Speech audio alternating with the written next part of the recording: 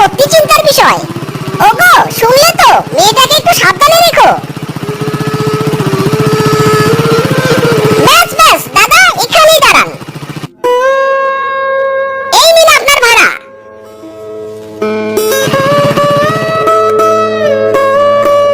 বউ, আমি গোসলে যাচ্ছি, তুমি খাবারটা বেড়ে রাখো।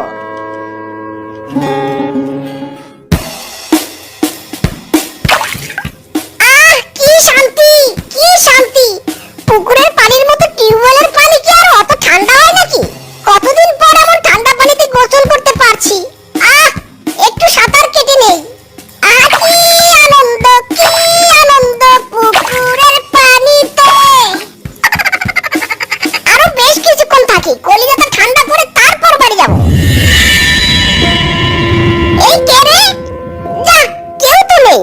তাহলে কে গেল? আগে তো অনেকবার পুকুরে গোসল করেছি, এমন তো লাগেনি। আজ গাটা কেমন ছমছম করছে। না, এখানে আর দেরি করা ঠিক হবে না, বাড়ি চলে যাই।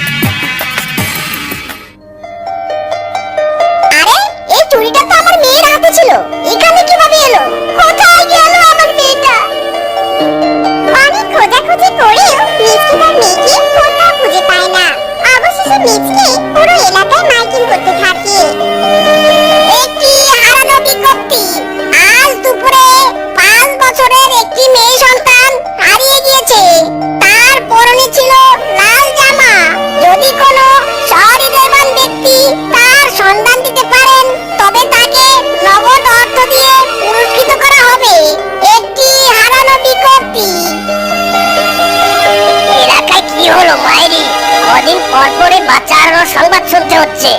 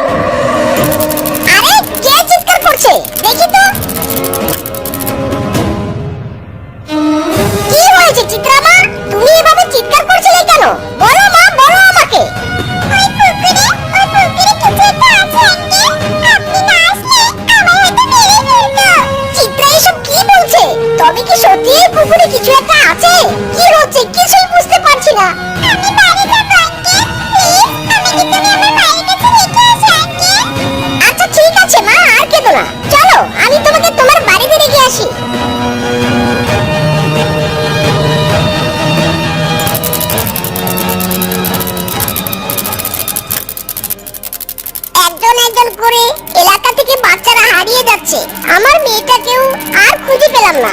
এদিকে চিত্রা বলছে পুকুরে কিছু একটা দেখেছে, আবার আমার মেয়েকে খোঁজার সময় পুকুর পাড়ে আমার মেয়ের একটা চুড়ি খুঁজে পেয়েছি। তবে কি সত্যি ওই পুকুরে কোনো রহস্য লুকিয়ে আছে? না, আমাকে সত্যিটা খুঁজে বের করতেই হবে। বুড়িমা, আপনি রোজ পুকুর পাড়ে কেন বসে থাকেন?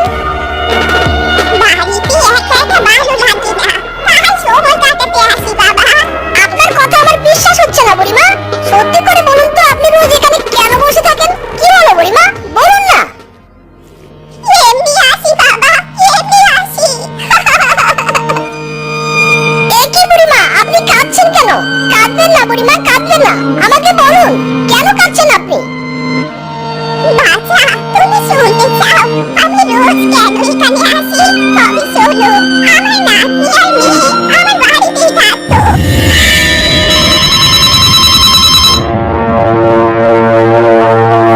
হ্যালো, দয়া করে আমার মেয়ে কোনো ক্ষতি করবেন না। আমাকে আর কয়টা দিন সময় দিন, আমি টাকা ম্যানেজ করে আপনাদের ঠিকানায় পাঠিয়ে দিব। I don't like long time. তুই কালকের মধ্যে 10 লাখ টাকা দিতে না পারলে তোর মেয়ে লাশ দিতে পারি।